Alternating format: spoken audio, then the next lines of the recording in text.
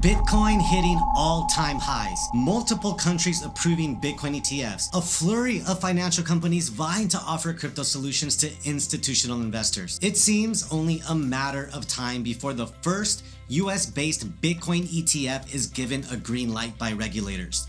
But what is a Bitcoin ETF? And what the heck is taking the US so long to get one approved? And most importantly, is a Bitcoin ETF good for crypto? Welcome to the Exodus channel, your home for the best crypto videos. Hit those like and subscribe buttons and we will keep the videos coming. Put simply, an ETF or exchange traded fund is a security that follows the price of something else and can be bought from your local stock exchange. For example, an ETF can follow the price of an index like the S&P 500, the price of commodities like gold and silver, or the price of assets like Bitcoin. And although it seems like a no-brainer, US investors are still unable to purchase Bitcoin through a regulated ETF product. The downside of this is that many US residents cannot trade Bitcoin on the platforms and markets they are already familiar with. Bitcoin ETFs do exist in other jurisdictions though. A Brazilian-based fund manager called Hashdex has teamed up with Nasdaq to launch a Bitcoin ETF in Bermuda. And in February 2021, the Purpose Investments Bitcoin ETF gained approval in Canada, becoming the first Bitcoin ETF available in mainland North America that allows investors to hop in and out of the asset as they see fit. It's available on the Toronto Stock Exchange under the ticker BTCC, where it can be bought with either US or Canadian dollars. US-based Grayscale, which manages the popular Bitcoin trust fund GBTC, tried launching a Bitcoin ETF in 2017, but were rejected by the American Securities and Exchange Commission. And with the SEC having last year rejected applications from New York-based investment firm Wilshire Phoenix and global investment manager Van Eck, Grayscale warned that investors should not assume that such products will ever obtain an approval. In 2019,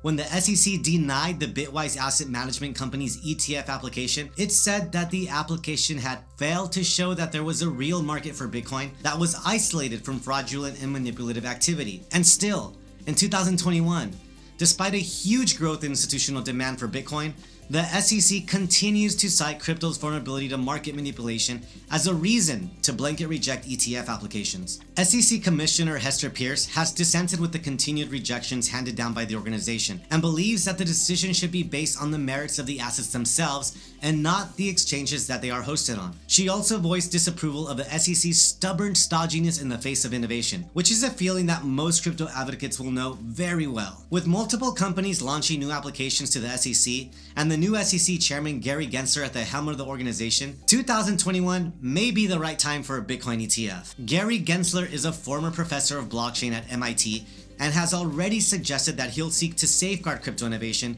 while protecting investors. The SEC under Gensler will likely increase government oversight of the crypto market, but his appointment will also bring some much needed nuance and experience to the discussion. Regulation aside, will the first Bitcoin ETF actually be a good thing for crypto? The launch of the first US ETF will give additional mainstream legitimacy to Bitcoin, and due to ease of investment, may lead to the increased inclusion of Bitcoin into pension and retirement funds, where a huge amount of capital exists. This will likely be very positive for the Bitcoin price. In other words, it's still not too late to be early when it comes to buying Bitcoin. Hit that like button if you agree. That's it for Bitcoin ETF 2021. If this video helped, be sure to subscribe to the channel for more crypto videos from Exodus.